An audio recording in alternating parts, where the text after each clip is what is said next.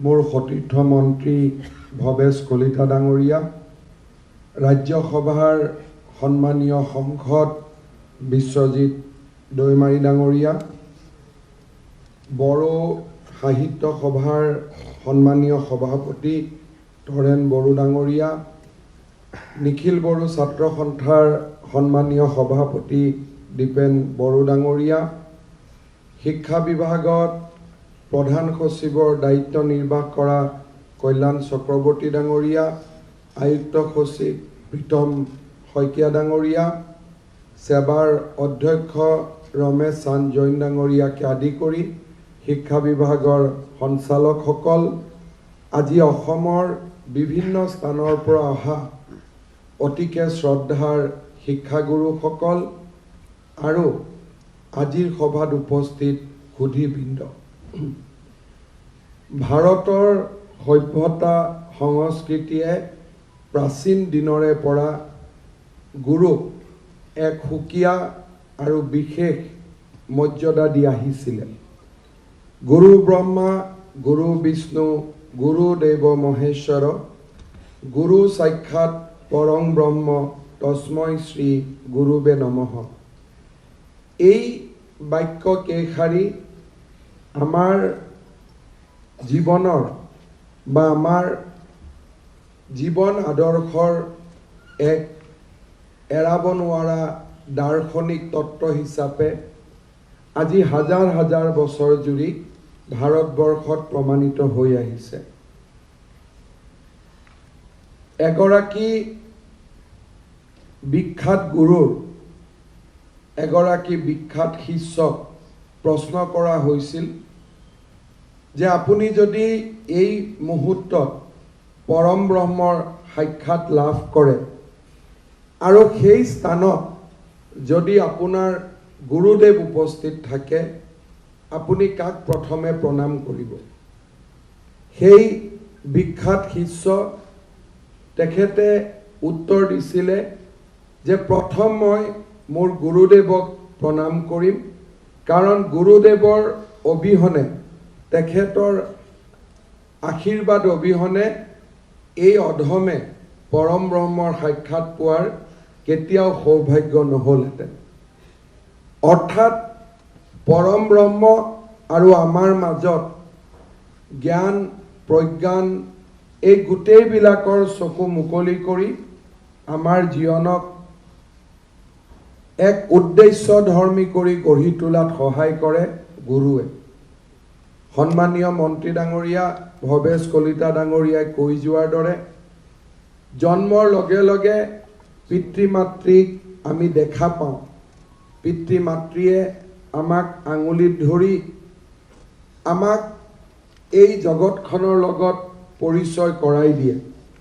আদিগুৰু হিচাপে আমি পিতৃ মাতৃক সদায়ে প্ৰণাম কৰোঁ আৰু জীৱনৰ প্ৰথম গুৰু হিচাপে তেওঁলোকে আমাৰ জীৱনক আগুৱাই লৈ যোৱাত সহায় কৰে। পিতৃ মাতৃৰ পৰা ব্ৰহ্মচাৰ্য আৰম্ভ হয়। ভাৰতবৰ্ষৰ 4 আশ্ৰমৰ পৰম্পৰাত এদিন পিতৃ মাতৃয়ে নিজৰ সন্তানক গুৰুৰ ওচৰত সমৰ্পণ কৰে যে গুৰুদেৱ, মোৰ ল'ৰা ছোৱালীক আজিৰ পৰা তোমাৰ ওচৰত সমৰ্পণ কৰিলোঁ। আজিৰ পৰা তেওঁৱেই তোমালোক মোৰ ল'ৰা ছোৱালী, এই গোটেই তোমালোকে গুৰুকেই পিতৃ মাতৃ জ্ঞান কৰিবা, ভগৱানৰ স্বৰূপ দেখিবা আৰু গুৰুৱে কৰা প্ৰতিটো কাম বিনা বাক্যই বিনা আদেশে পালন কৰিবা। পিতৃ মাতৃয়ে নিজৰ দায়িত্ব গুৰুৰ ওচৰত অৰ্পণ কৰে। বিদ্যা গুৰুৰে মই নিজৰ জীৱনক নিৰ্মাণ কৰোঁ। এজন ব্যক্তিয়ে নিজৰ জীৱনক নিৰ্মাণ কৰে।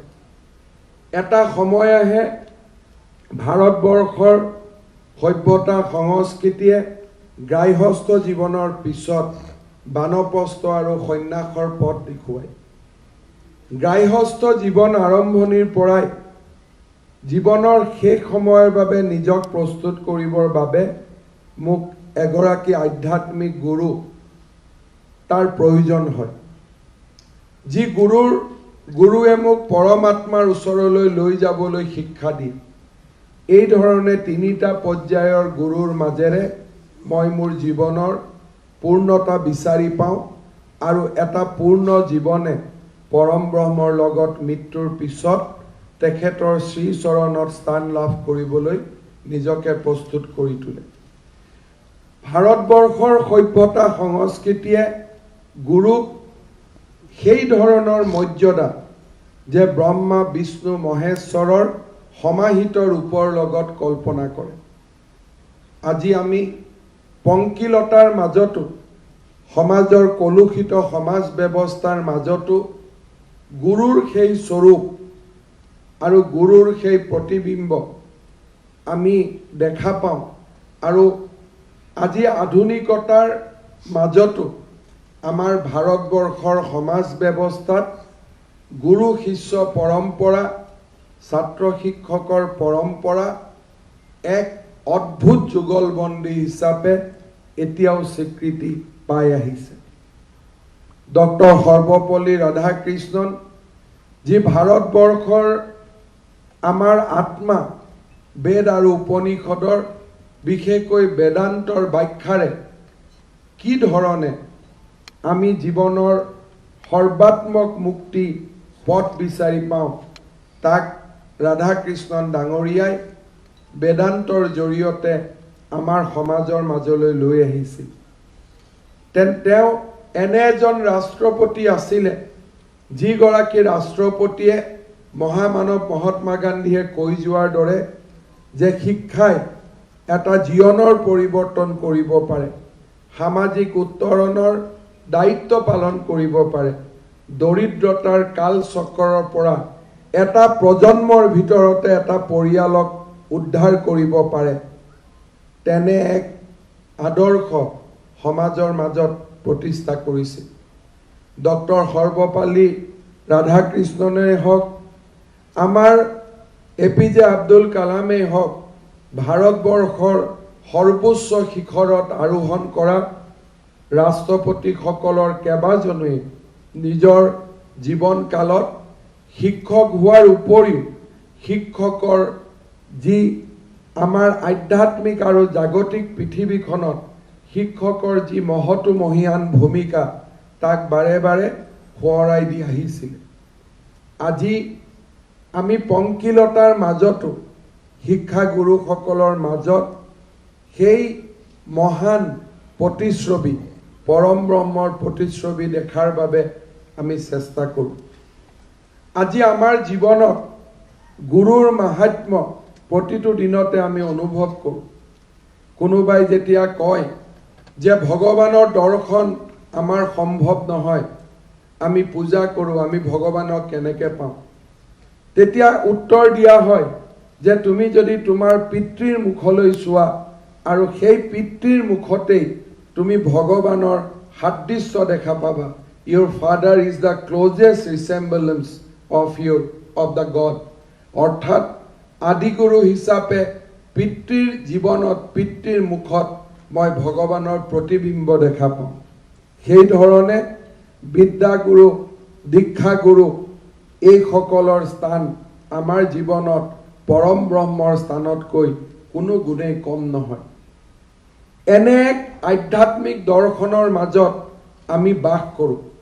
ভাৰতবৰ্ষৰ সভ্যতা সংস্কৃতিৰ বিশেষত্ব ইয়ে যে আমি মানৱীয় প্ৰমূল্যত বিশ্বাস কৰোঁ। আমি মানুহৰ মাজত ভগৱানৰ স্বৰূপ দেখোঁ আৰু মানৱ জীৱনক ভগৱানৰ ঘৰলৈ উভতি যোৱাৰ এক প্ৰত্যাহ্বানমূলক পথ হিচাপে আমি গ্ৰহণ কৰোঁ।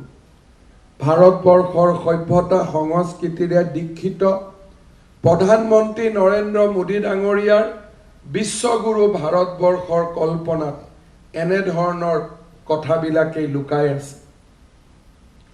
নতুন ৰাষ্ট্ৰীয় শিক্ষানীতিৰ ঘোষণা হ'ল আৰু এই নতুন ৰাষ্ট্ৰীয় শিক্ষানীতিৰ প্ৰতিটো পাতে পাতে প্ৰতিটো বাক্যই ব্ৰিটিছ আৰু পশ্চিমীয়া শিক্ষা ব্যৱস্থাৰ পৰা ভাৰতবৰ্ষখনক আঁতৰাই আনি ভাৰতবৰ্ষৰ যি জগত সভাত অৱদান আছিলে আমাৰ পৰম্পৰা, আমাৰ শিক্ষা ব্যৱস্থা, আমাৰ ভাষা, আমাৰ কলা, আমাৰ কৃষ্টি, আমাৰ সংস্কৃতি তাক উভতাই অনাৰ বাবে মোদী ডাঙৰীয়াৰ প্ৰচেষ্টাত নতুনকৈ ঘোষিত ৰাষ্ট্ৰীয় শিক্ষা নীতিয়ে এক বৃহৎ পদক্ষেপ হিচাপে গ্ৰহণ কৰা হৈছে। আজি অসম চৰকাৰে মুখ্যমন্ত্ৰী ডাঙৰীয়াৰ আশীৰ্বাদত আজিৰ দিনটোৰ পৰাই আমি ৰাষ্ট্ৰীয় শিক্ষানীতিৰ নিৰ্মাণ বা ৰাষ্ট্ৰীয় শিক্ষানীতিৰ আধাৰত অসমৰ শিক্ষানীতি গ্ৰহণৰ যি পবিত্ৰ কাম আমি তাক হাতত ল'বলৈ সিদ্ধান্ত কৰিছোঁ।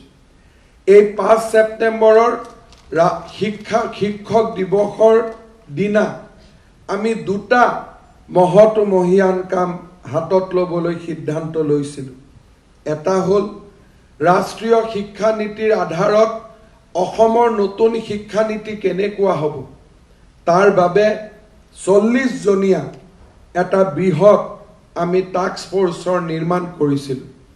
আজি এই টাস্ক ফ'ৰ্চৰ প্ৰথমটো বৈঠক আমি আৰম্ভ কৰিম আৰু আজিৰ দিনটো আমি এই কাৰণেই আমি সিদ্ধান্ত লৈছিলোঁ যে প্ৰথম বৈঠক 5 ছেপ্টেম্বৰৰ দিনাখন আমি আৰম্ভ কৰিম যাতে এই গোটেই কৰ্মযজ্ঞৰ লগত আমাৰ আত্মা জড়িত হৈ থাকে।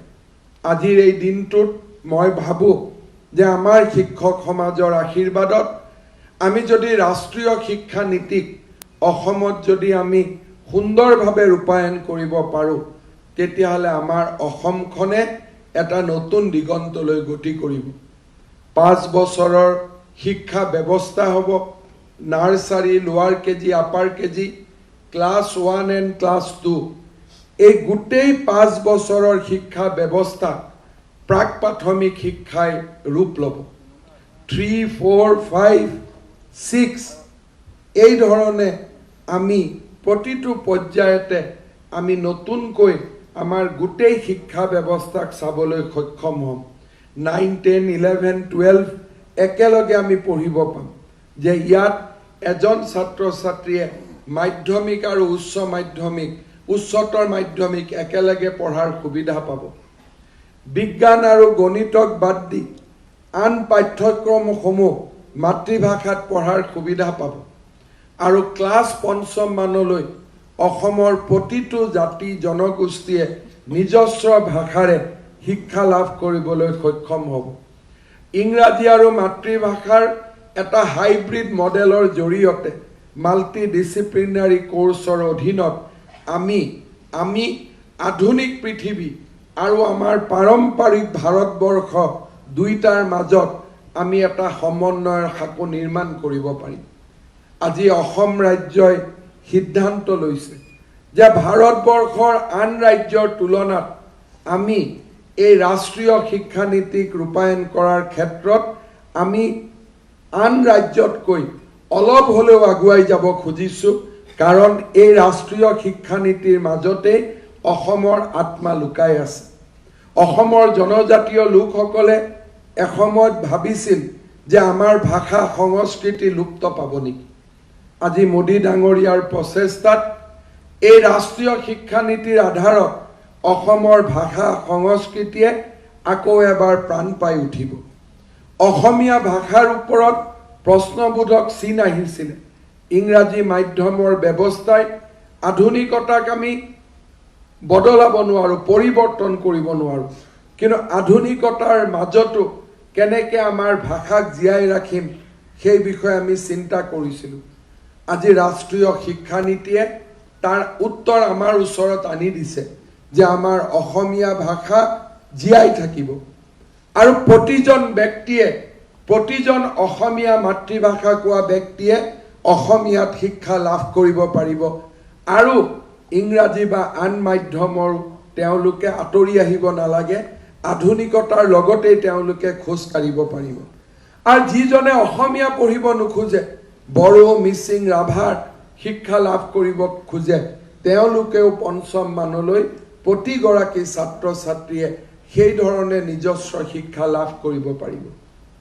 আজি এনেকুৱা এটা চিন্তা আমাৰ ৰাজ্যখনত আৰম্ভ হওক আৰু 5 ছেপ্টেম্বৰৰ দিনাখনে আৰম্ভ হওক তাৰ বাবে আজিৰ এই দিনটো আমি বাছি লৈছিলোঁ যোৱা কেইদিনমান আগত অসম চৰকাৰে গুৰুত্বপূৰ্ণ সিদ্ধান্ত লৈছিল যে ইংৰাজী মাধ্যমৰ বিদ্যালয়ে হওক হিন্দী মাধ্যমৰ বিদ্যালয়ে হওক 10ম মানলৈ নিৰ্দিষ্টভাৱে অসমীয়া ভাষাত শিক্ষা লাভ কৰিব লাগিব কোনোবাই বড়ো ভাষাত পঢ়িব বিচাৰে তাত আপত্তি কৰাৰ স্থল নাই কিন্তু আমাৰ অসমীয়া ভাষাত আমাৰ ব্ৰহ্মপুত্ৰ উপত্যকাত অসমীয়া ভাষাত 10ম মানলৈ ইংৰাজী স্কুলত শিক্ষা লাভ কৰিলেও তাক নিৰ্দিষ্টভাৱে পঢ়িবই লাগিব আজি ৰাষ্ট্ৰীয় শিক্ষা নীতিৰ আধাৰত আৰু অসম চৰকাৰে বিধানসভাই গ্ৰহণ কৰা আইন এই দুইটাৰ মাজেৰে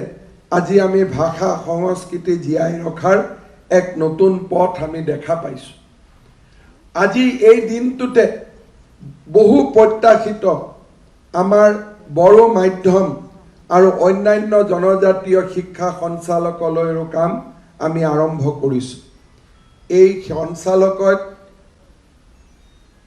প্ৰাথমিক শিক্ষা বিভাগৰ অধীনত এই সঞ্চালকালয়ে স্বতন্ত্ৰভাৱে কাম কৰিব বড়ো ভাষা আৰু আন ট্ৰাইবেল লেংগুৱেজৰ প্ৰতিখন বিদ্যালয় আৰু প্ৰতিখন বিদ্যালয়ৰ শিক্ষক নিযুক্তি প্ৰতিখন বিদ্যালয়ৰ পাঠ্যক্ৰম এই সঞ্চালকালয়ৰ অধীনলৈ অসম চৰকাৰে আনিবলৈ সিদ্ধান্ত লৈছে এক পূৰ্ণাংগ শিক্ষাৰ ব্যৱস্থা ইতিমধ্যে আজি ৰাতিপুৱা চৰকাৰে অধিসূচনা প্ৰকাশ কৰিছে যে ক্লাছ 12 লৈকে বড়ো মাধ্যমৰ প্ৰতিটো শিক্ষানুষ্ঠান ডাইৰেক্টৰ এলিমেণ্টাৰী বা ছেকেণ্ডাৰী এডুকেশ্যনৰ পৰিৱৰ্তে এই সঞ্চালকালয়ৰ অধীনলৈ আহিব উচ্চ শিক্ষাৰ ক্ষেত্ৰত আমি ডেফিনেটলি আলোচনা কৰিব লাগিব কাৰণ উচ্চ শিক্ষাৰ মিডিয়াম এটা নহয় উচ্চ শিক্ষা মানুহে ইংৰাজীটো পঢ়ে অসমীয়াটো পঢ়ে আৰু মাল্টি ডিসিপ্লিনাৰী ল্যাঙ্গুৱেজ আছে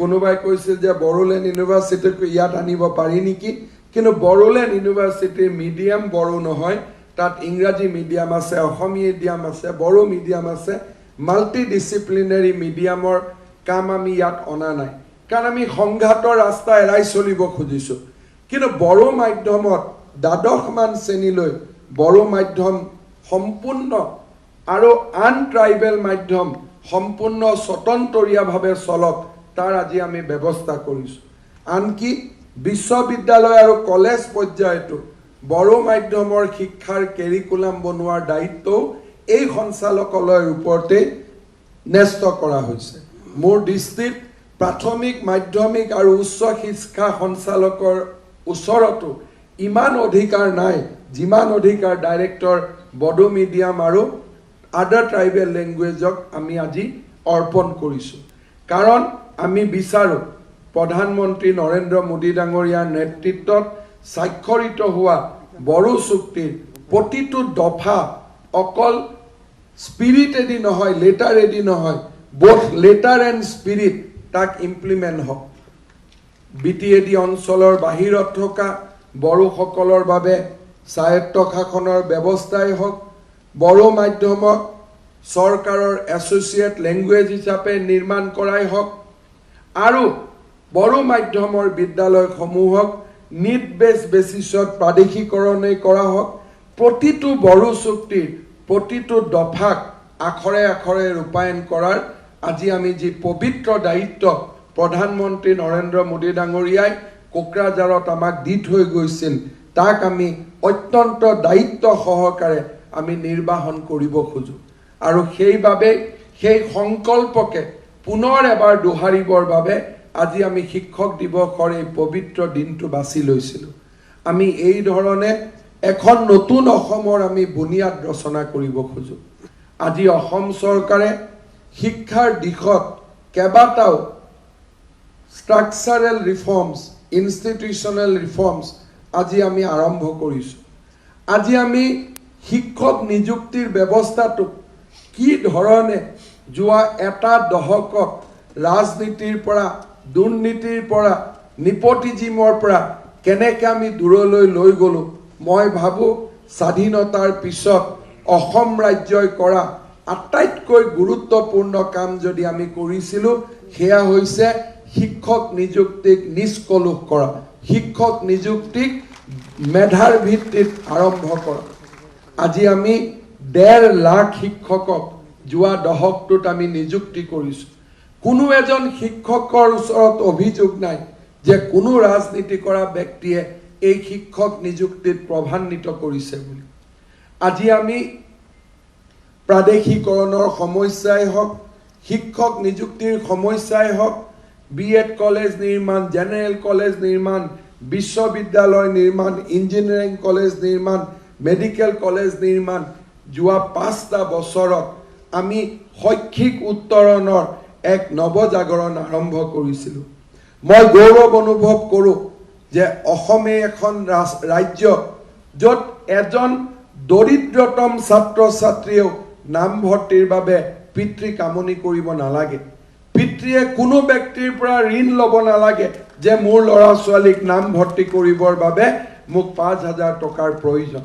ৰাজনীতি যেতিয়া আমি আৰম্ভ কৰিছিলোঁ, মোৰ মনত আছে 2001 চন 5 চনত যেতিয়া আমি বিধায়ক হওঁ তেতিয়া আমি নামভৰ্তিৰ সময়ত ধাৰ দুপাৰ কৰি হ'লেও লগত অকণমান পইচা ৰাখি থৈ দিওঁ, কাৰণ নিৰন্তৰ ব্যৱস্থা আছিল যে দুখীয়া ল'ৰাৰ পিতৃ মাতৃয়ে আবেদন লৈ আমাৰ ওচৰত আহে যে নামভৰ্তি কৰাব লাগে ল'ৰা ছোৱালীক, 1000 টকা 1500 টকা আমি দিয়াটো এটা আমাৰ দায়িত্বত আছিল। মোৰ মনত প্ৰশ্ন আহিছিলে যে মোৰ ল'ৰা ছোৱালীক পঢ়াম, তাৰ কাৰণে মন্ত্ৰী বিধায়কৰ ওচৰত আমি কিয় হাত পাতিব লাগে। সোণোৱাল ডাঙৰীয়াৰ চৰকাৰ আহিছিলে, আমি বৈপ্লৱিক সিদ্ধান্ত লৈছিলোঁ প্ৰথম বছৰতে যে আমি বিদ্যালয় আৰু মহাবিদ্যালয় নামভৰ্তি আমি সম্পূৰ্ণ বিনামূলীয়া কৰিম। এনে ঐতিহাসিক সিদ্ধান্ত আজি ভাৰতবৰ্ষৰ কোনো ৰাজ্যই ল'ব পৰা নাই। মোৰ মাত্ৰ জন্মভূমি এই অসমে এই ধৰণৰ ঐতিহাসিক সিদ্ধান্ত গ্ৰহণ কৰিব পাৰিছে। আজি কৰোনা মহামাৰীৰ সময়ত এই বছৰটো আমি অন্য এক শিখৰত আৰোহণ কৰিলোঁ। APL BPL কোনো প্ৰশ্ন নাই। বিশ্ববিদ্যালয়ৰ পৰা আজি শিক্ষাৰ অধিকাৰ আইনত কোৱা হৈছে যে ক্লাছ 8লৈকে নামভৰ্তি বিনামূলীয়া, কিন্তু আমি অসমত এক অন্য শিক্ষাৰ অধিকাৰ নোকোৱাকৈ আমি আৰম্ভ কৰিলোঁ যে ক্লাছ 9ৰ পৰা বিশ্ববিদ্যালয় পৰ্যায়লৈকে নামভৰ্তি আমি বিনামূলীয়া কৰি পেলালোঁ। আজি 5.5 লাখ ছাত্ৰ ছাত্ৰীয়ে আজি এই নামভৰ্তিৰ সুবিধা লাভ কৰিবলৈ সক্ষম হৈছে। যোৱা 5 বছৰত শিক্ষা, জ্ঞান আৰু প্ৰজ্ঞাৰ এই বৃহত্তম সিদ্ধান্ত আমাৰ চৰকাৰখনে গ্ৰহণ কৰিবলৈ সক্ষম হৈছিল। ক্লাছ 8ৰ বিনামূলীয়া পাঠ্যপুথি সমগ্ৰ দেশত চলে, তাক আমি স্বীকাৰ কৰোঁ, কিন্তু মোৰ জননী জন্মভূমি এই অসমত 9, 10, 11, 12 আৰু এই বছৰ ডিগ্ৰী পৰ্যায়লৈকে আজি আমি বিনামূলীয়া পাঠ্যপুথিৰ ছাত্ৰ ছাত্ৰীসকলক আমি ব্যৱস্থা কৰিব পাৰিছোঁ। আজি হোষ্টেলৰ মেচ ডিউচৰ পৰা আৰম্ভ কৰি আজি আনন্দৰাম বৰুৱা বঁটা, বিনামূলীয়া চাইকেল, বিনামূলীয়া স্কুটি, মুখ্যমন্ত্ৰীৰ স্কলাৰশ্বিপ এক্সাম, আজি শিক্ষাৰ এক বিশাল কাঠামো আমি নিৰ্মাণ কৰিবলৈ সক্ষম হৈছোঁ। আৰু লাহে লাহে আমাৰ ব্যৱস্থাই লাহে লাহে পৰিৱৰ্তনৰ ইংগিত দিছে। মোৰ মনত আছে যোৱা কিছু বছৰ আগলৈকে অসমৰ মাধ্যমিক শিক্ষাত আমাৰ প্ৰাদেশিকৃত বিদ্যালয়বিলাকৰ যি ৰিজাল্ট আছিল তাক আজি বিশাল পৰিৱৰ্তন হৈছে। আজি আমাৰ অসমীয়া মাধ্যমৰ বিদ্যালয়, চৰকাৰী মাধ্যমৰ বিদ্যালয়ত আজি আমি ছাত্ৰ ছাত্ৰীসকলক ৰিটেনশ্যন কৰিব পাৰিছোঁ। আজি মধ্যাহ্ন ভোজন আঁচনি, বিনামূলীয়া ইউনিফৰ্ম আঁচনি, এই গোটেইবিলাকক আমি নিৰন্তৰভাৱে সংশোধন কৰি ছাত্ৰ ছাত্ৰীসকলৰ মাজত আমাৰ ৰাজহুৱা শিক্ষা ব্যৱস্থাক আজি আমি প্ৰাসংগিক কৰি তোলাত বহুত সফল হৈছোঁ। এইবাৰ আমি প্ৰত্যাহ্বান আঁচনিৰ জৰিয়তে 1000 বিদ্যালয়ক আমি নিৰ্বাচন কৰিছোঁ আৰু আমি সংকল্প লৈছোঁ যে এই 1000 স্কুল আমি এনেকৈ নিৰ্মাণ কৰিম যে সেইখন পঞ্চায়তত কোনোবা এজন পিতৃ মাতৃয়ে ব্যক্তিগত বিদ্যালয়ত ল'ৰা ছোৱালীক এডমিশ্যন দিয়াৰ আগত তিনিবাৰ চিন্তা কৰিব লাগিব যে মই চৰকাৰী স্কুলখনত যাওঁ নে মই ব্যক্তিগত স্কুলখনত যাওঁ। আমাৰ প্ৰত্যাহ্বানৰ 1000 বিদ্যালয় আমি সেই ধৰণে নিৰ্মাণ কৰাৰ বাবে আজি আমি কাম আৰম্ভ কৰিছোঁ।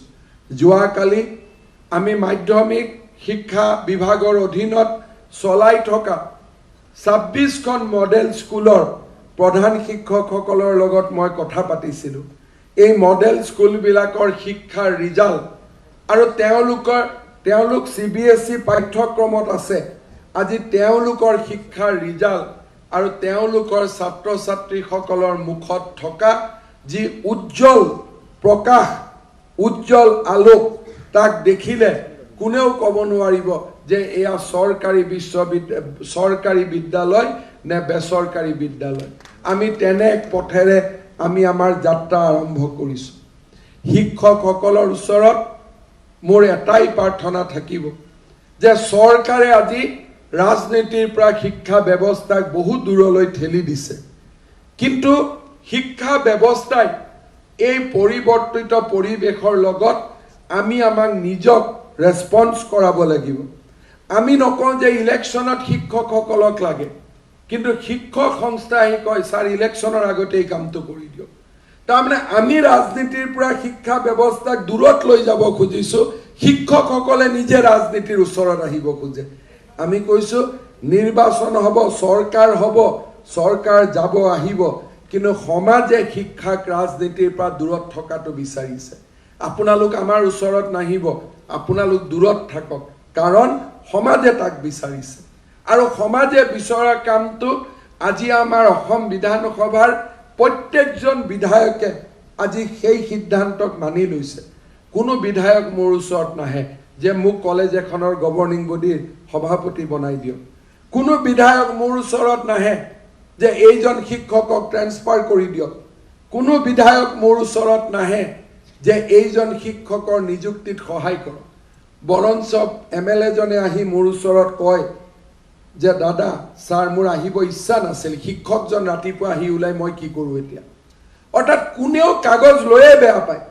তেওঁলোকে ভাবে যে শিক্ষা ব্যৱস্থাটো যিহেতু আমি দূৰ কৰিছোঁ, আমাৰ ওচৰত কোনো আহিব নালাগে। আজি আগতে শিক্ষক দিৱসত শিক্ষক বঁটা পাব লাগে, প্ৰতি বছৰে MLA মন্ত্ৰীসকল মোৰ ওচৰত আহিছিল। এই বছৰ এজনক বাদ দি কোনো অহা নাই। অৰ্থাৎ লাহে লাহে কমি আহি গৈছে যে নহয়, শিক্ষক দিৱসৰ বঁটাটো শিক্ষকসকলে নিৰ্বাচিত কৰক, কাক পাব লাগে, ছাত্ৰসকলে নিৰ্বাচন কৰক, আমি কিয় নিৰ্বাচন কৰিব লাগে। কিন্তু 2011 চনত মই 300-400খন আবেদন পাইছিলোঁ যে অমুকক শিক্ষক বঁটা দিয়ক, তমুকক শিক্ষক বঁটা দিয়ক। কাৰণ তেওঁলোকে জানিছিল যে শিক্ষক বঁটা পোৱা ব্যক্তিজনে এবছৰ চাকৰি বেছিকৈ কৰিব পাব। বহুত আবেদন আহিছিল, কিন্তু এই বছৰ মই প্ৰিন্সিপাল ছেক্ৰেটাৰীক সুধিছিলোঁ এইবাৰ কি আমি বঁটা নিদিওঁ নেকি। বোলে কিয়? বোলে মোৰ ওচৰত এখনো কাগজ অহা নাই। শেষত যেনিবা এখন আবেদন আহিলে যে এজনে অনুৰোধ কৰিলে যে অমুকক দিব পাৰিম নেকি। তেওঁৰ কামটো মই আগতে কাটি থৈ দিলোঁ, নিদিয়াটো আগত কৰিলোঁ আৰু মুখত ক'লোঁ যে আপুনি এজন হৈ থাকিলে অহাবাৰ এজন যেন আমি শূন্য কৰিব পাৰোঁ, তেনেকুৱা ৰাস্তাৰে আমি খোজকাঢ়িব লাগিব। আজি এই ধৰণৰ ব্যৱস্থা এটা আমি নিৰ্মাণ কৰিব খোজোঁ। নিয়মীয়া শ্ৰেণীৰ পৰা, নিয়মীয়া শিক্ষক নিযুক্তিৰ পৰা শিক্ষকসকলৰ বাবে আমি এটা সমাজে এক নতুন দৃষ্টিৰে শিক্ষকসকলক চাওক, তেনেকুৱা এটা ব্যৱস্থা আমি নিৰ্মাণ কৰিব খোজোঁ। কিন্তু সেই ব্যৱস্থা শিক্ষামন্ত্ৰীয়ে নিৰ্মাণ কৰিব নোৱাৰে, শিক্ষা বিভাগে কৰিব নোৱাৰে। শিক্ষকসকলৰ ভিতৰৰ পৰাও তেনেকুৱা এক ব্যৱস্থাৰ প্ৰতি আকৰ্ষণ আহিব লাগিব যে আমাক এনেকুৱা এটা ব্যৱস্থা লাগে যিটো ব্যৱস্থাত আমি কাৰো ওচৰত যাব নালাগে, আমি সঞ্চালকৰ ওচৰতো যাব নালাগে, আমি মন্ত্ৰীৰ ওচৰতো যাব নালাগে। মোৰ বিদ্যালয়খনত আমিয়ে যাতে সকলো সিদ্ধান্ত ল'ব পাৰোঁ, তেনেকুৱা এক ব্যৱস্থা বিচৰাৰ আহ্বান শিক্ষক সমাজৰ পৰা আহিব লাগিব।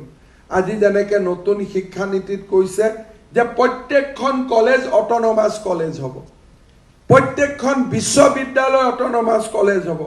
আনকি কলেজৰ ওপৰত বিশ্ববিদ্যালয়ৰো অধিকাৰ নাথাকিব তেনেকুৱা কথা ৰাষ্ট্ৰীয় শিক্ষা নীতিয়ে কৈছে মইতো বিচাৰো যে ৰাষ্ট্ৰীয় শিক্ষা নীতিয়ে কলেজৰ কথা কৈছে মই আৰু আগুৱাই যাব খোজো যি প্ৰস্তাৱ আজি সভাত মই ৰাখিব বিচাৰো আমাৰ শিক্ষা নীতিৰ ওপৰত যেতিয়া সভা হ'ব যে প্ৰতিখন শিক্ষানুষ্ঠান স্বতন্ত্ৰ হওক অট'নমাছ হওক প্ৰতিখন হাইস্কুল প্ৰধান শিক্ষক আৰু একাডেমিক কাউন্সিলে চলাওক ভাল বেয়াৰ দায়িত্ব তেওঁলোকে লওক ইন্সপেক্টৰ অফ স্কুলৰ ওচৰতো আহিব নালাগে আমাৰ ওচৰতো আহিব নালাগে চৰকাৰে ৰুল দিব যে কেনেকুৱা শিক্ষক নিযুক্তি হ'ব লাগে নিযুক্তিৰ অধিকাৰো থাকক নিযুক্তিৰ কামো কৰক পাঠ্যক্ৰমত পৰিৱৰ্তন আনাৰ সিদ্ধান্তও স্কুলবিলাকে নিজে লওক আৰু স্কুলবিলাকে নিজে নিজক পৰিচালনা কৰক শিক্ষকক কেজুৱেল লিভ দিব লাগে হেডমাষ্টৰে দিব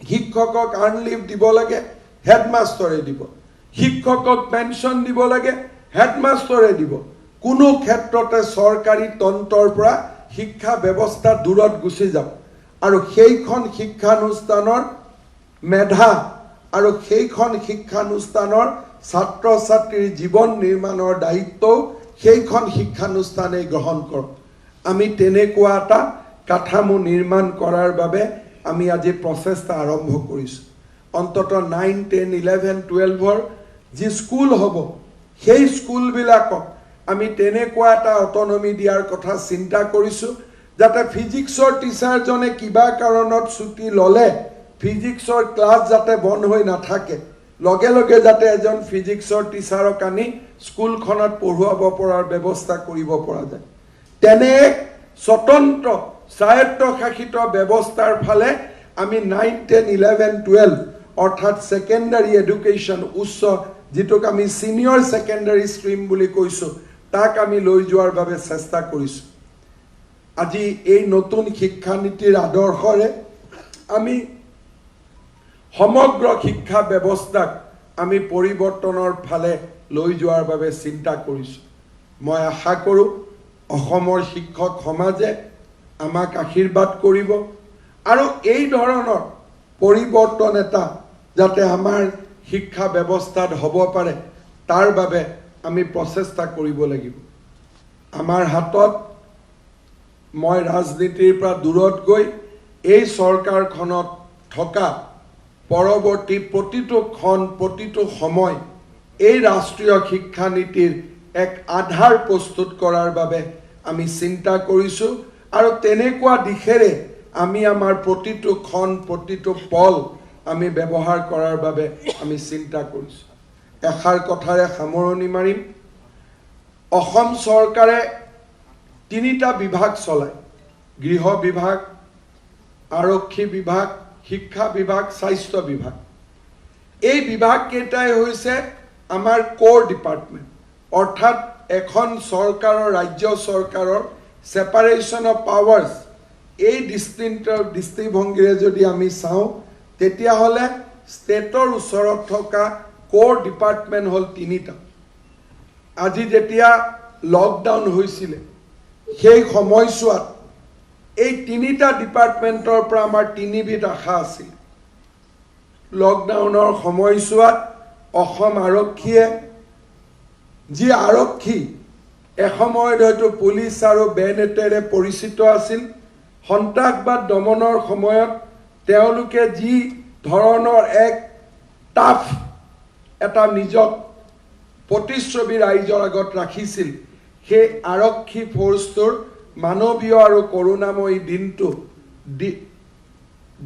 দিশটো আমি লকডাউনৰ সময়ত দেখা পাইছিলোঁ প্ৰতিজন আৰ্তজনৰ ঘৰত চাউল দালি ঔষধ লৈ যেতিয়া থানাৰ অচিজনে দৰৱাজাত টক টক কৰিছিল সেই সময়ছোৱাতে আমাৰ অসম আৰক্ষীৰ কৰোণাময়ী আৰু মমতাময়ী দিশটো প্ৰকাশ পাই উঠিছিল স্বাস্থ্য বিভাগত আজি আমাৰ স্বাস্থ্য বিভাগৰ চিকিৎসক আৰু কৰ্মচাৰীসকলে ৰাজহুৱা ব্যৱস্থাত যি এক উজ্জ্বল দৃষ্টান্ত দাঙি ধৰিলে অসমৰ ইতিহাসে তেওঁলোকক শত শত বছৰলৈ গৌৰৱেৰে সোঁৱৰণ কৰিব আজি যি চিকিৎসা ব্যৱস্থা নাৰ্ছিং হোমৰ লগত পৰিচিত আছিল সেই চিকিৎসকসকলে, সেই কৰ্মচাৰীসকলে, সেই টেকনিচিয়ানসকলে, সেই নাৰ্ছসকলে 6 মাহ ধৰি পিপি কিট পৰিধান কৰি যি ধৰণে আৰ্তজনৰ সেৱাত আজিও মগ্ন হৈ আছে, তেনেকুৱা এটা দিন দেখিবলৈ পোৱা আমাৰ বাবে সৌভাগ্যৰ দিন বুলি আমি ক'ব লাগিব। যে কি ধৰণে ৰাজহুৱা শিক্ষা ব্যৱস্থা, ৰাজহুৱা স্বাস্থ্য ব্যৱস্থাই চৰকাৰক প্ৰয়োজনৰ সময়ত সহায় কৰিব পাৰে, মানৱতাৰ সময়ত সহায় কৰিব পাৰে। লাহে লাহে আমি লকডাউনৰ পৰা আঁতৰি আহিম। এতিয়া দায়িত্ব পৰিব শিক্ষকসকলৰ ওপৰত। 6 মাহ, 8 মাহ, 9 মাহ আমি হেৰুৱাম। আমি ডিজিটেল শিক্ষা ব্যৱস্থা কৰিছোঁ, দীক্ষা এপ আৰু আমাৰ বিভিন্ন ধৰণৰ ব্যৱস্থাৰ মাজেৰে আমি শিক্ষাৰ কিছু কাম কৰিছোঁ। কিন্তু যিদিনাখন এই কৰোনা মহামাৰী সমাপ্তি হ'ব, ৰাইজে ভেকচিন পাব, স্কুলত ল'ৰা ছোৱালীসকল আহা আৰম্ভ হ'ব, কলেজত আহা আৰম্ভ হ'ব, তাৰ পিছত দায়িত্ব পৰিব শিক্ষকসকলৰ ওপৰত। যোৱা 8 মাহ আমি যি হেৰুৱালোঁ, সেই প্ৰতিটো ক্ষণ, প্ৰতিটো পল আমি ছাত্ৰসকলক উভতাই দিব লাগিব। শনিবাৰ, ৰবিবাৰ বিৰামহীনভাৱে আমি ছাত্ৰ ছাত্ৰীসকলৰ কল্যাণৰ বাবে কাম কৰিব লাগিব। আজি যেনেকৈ চিকিৎসকসকলে মোক নুসুধে, ছাৰ ৰাতি 12টা বাজিছে, 1টা বাজিছে, ঘড়ী তেওঁলোকে ক'ৰবাত পেলাই থৈ দিছে। লকডাউনৰ সময়ত পুলিচসকলে ঘড়ী চোৱাৰ চেষ্টা কৰা নাছিল। মোৰ আগ্ৰহ থাকিব যে লকডাউনৰ পিছত আৰু কৰোনা মহামাৰীৰ ভেকচিন পোৱাৰ পিছত অসমৰ শিক্ষকসকলে সেৱা, ত্যাগ আৰু ছাত্ৰ ছাত্ৰীসকলৰ বাবে পিতৃ মাতৃৰ দায়িত্ব গ্ৰহণ কৰি যি লকডাউনৰ সময়ত আমাৰ ক্ষতি হৈছিল, সেই প্ৰতিটো ক্ষণ, প্ৰতিটো পল উভতাই দিয়াৰ বাবে আপোনালোকে প্ৰচেষ্টা কৰিব। তেনে এক আশাৰে মই অসমৰ শিক্ষক সমাজৰ পৰা তেওঁলোকৰ সেই ত্যাগ আৰু কৰোণাময়ী, মমতাময়ী প্ৰতিমূৰ্তি চাবৰ বাবে মই অপেক্ষা কৰি আছোঁ। মোৰ 20টা বছৰৰ ৰাজনৈতিক জীৱনত যি সময়ত স্বাস্থ্যমন্ত্ৰীৰ দায়িত্ব লোৱাৰ পিছত যোৱা 6 মাহত অসমৰ স্বাস্থ্য কৰ্মীসকলে যি ধৰণে সেৱা ৰাইজক আগবঢ়ালে, মই মনত শান্তি পাওঁ, মই মনত গৌৰৱ অনুভৱ কৰোঁ যে মোৰ 20টা বছৰৰ ৰাজনৈতিক জীৱনত সেই ক্ষণ হৈছিল প্ৰাপ্তিৰ ক্ষণ, আনন্দৰ ক্ষণ। মই জীৱনত কল্পনা কৰা নাছিলোঁ যে মই যিটো বিভাগৰ মন্ত্ৰী, সেই বিভাগৰ কৰ্মী বিষয়াসকলে ৰাইজৰ কাৰণে, মানৱতাৰ কাৰণে ইমান কাম কৰিব পাৰে, তাক মই কল্পনা কৰা নাছিলোঁ। তেওঁলোকে মোৰ আশা আৰু মই বিচৰাতকৈ বহু ওপৰত গৈ আজি মানৱ কল্যাণৰ উচ্চ শিখৰত আৰোহণ কৰিছে। 2011 চনৰ পৰা চেগা চুৰুকাকৈ শিক্ষা বিভাগৰ দায়িত্ব পোৱাৰ মোৰ সৌভাগ্য হৈছিল। মোৰ জীৱনৰ সেয়া প্ৰাপ্তিৰ ক্ষণ হৈ ৰ'ব যদি আমি লকডাউনৰ পৰৱৰ্তী সময়ত, ভেকচিনৰ পৰৱৰ্তী সময়ত আমাৰ অসমৰ শিক্ষকসকলে দিনে ৰাতিয়ে পৰিশ্ৰম কৰি ছাত্ৰ ছাত্ৰীসকলক সেই ক্ষণবিলাক, সেই পণবিলাক উভতাই দিয়াৰ বাবে প্ৰচেষ্টা কৰে। তেনে এক দিন আমাৰ মাজত আহিব। আমাৰ অসমৰ শিক্ষকসকলে তেনেকৈ ছাত্ৰ ছাত্ৰীসকলৰ বাবে কাম কৰিব। তেনেকুৱা এক আশাৰে মই আজি শিক্ষক দিৱসৰ দিনা আজি ৰাজ্যিক বঁটাপ্ৰাপ্ত সকলো শিক্ষককে মই অভিনন্দন জনাইছোঁ। কৰোনা মহামাৰীৰ বাবে অন্যান্য দিনত যি ধৰণে আপোনালোকক মাতি আনি আমি কৃতজ্ঞতা উভতাই দিওঁ, তাক আমি কৰিব পৰা নাই। আপোনালোক সকলোৱে বুজি পায় আৰু মই ভাবোঁ আমাৰ যি কুটি বিচ্যুতি, সেইখিনি আপোনালোকে প্ৰাসংগিক সময়ৰ লগত নিজক ৰজিতা খোৱালে আপোনালোকে বুজি পাব যে সেয়া সময় আৰু পৰিৱেশৰ আহ্বান। কিন্তু আপোনালোকৰ শ্ৰীচৰণত আমি সেৱা আগুৱাইছোঁ আৰু আশা কৰিছোঁ যে আপোনালোকৰ আদৰ্শই অসমৰ প্ৰতিজন শিক্ষকক আদৰ্শান্বিত কৰিব আৰু আপোনালোকে অসমৰ শিক্ষক সমাজৰ প্ৰেৰণা আৰু কৰ্মস্পৃহাৰ এক জীৱন, এক লাইভ এক্সাম্পল হৈ আপোনালোক থিয় হৈ থাকিব। যিসকল বিদ্যালয়ে মাধ্যমিক পৰ্যায়ত অত্যন্ত উৎকৃষ্ট ভাল ফল দেখুৱালে আমাৰ মুখ্যমন্ত্ৰী ডাঙৰীয়াই সম্বৰ্ধনা জনালে তেখেতসকলক মই আকৌ এবাৰ ধন্যবাদ আৰু কৃতজ্ঞতা জনাইছোঁ অসমৰ শিক্ষক সমাজক এই পবিত্ৰ দিনটোত মোৰ পুনৰ এবাৰ শ্ৰদ্ধা জনাই মই মোৰ বক্তব্যৰ সামৰণি মাৰিছোঁ ধন্যবাদ ধন্যবাদ থাকিল শিক্ষামন্ত্ৰী মহোদয় এবাৰ বহুমূলীয়া ভাষণ প্ৰদান কৰিবলৈ অনুৰোধ জনাইছোঁ মাননীয় মুখ্যমন্ত্ৰী মহোদয়ক